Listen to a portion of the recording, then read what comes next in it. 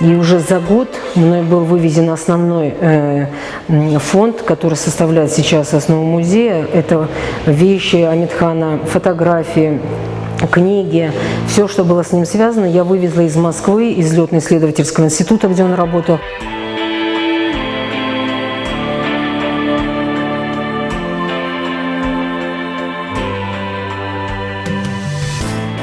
И когда я к ней приехала в 1992 году, она мне сказала: наконец-то вы приехали, я теперь спокойно могу умереть, то все уйдет по назначению в Алупку.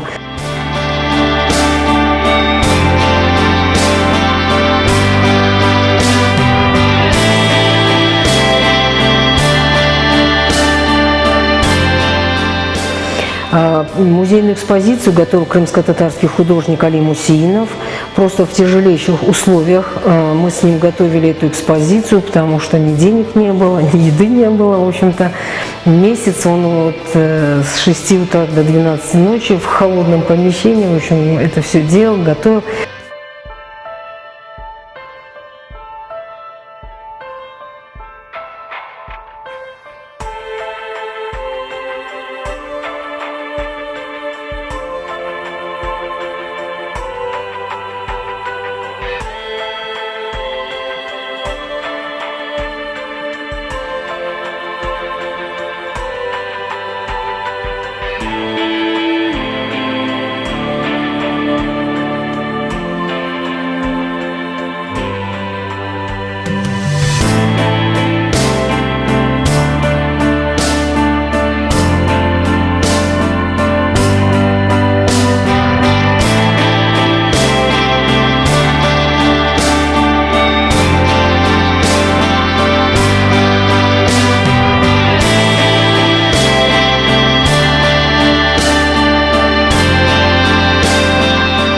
Мы думали, что, может быть, сейчас можно будет узнать как бы точно, почему все-таки погиб Амитхан Султан.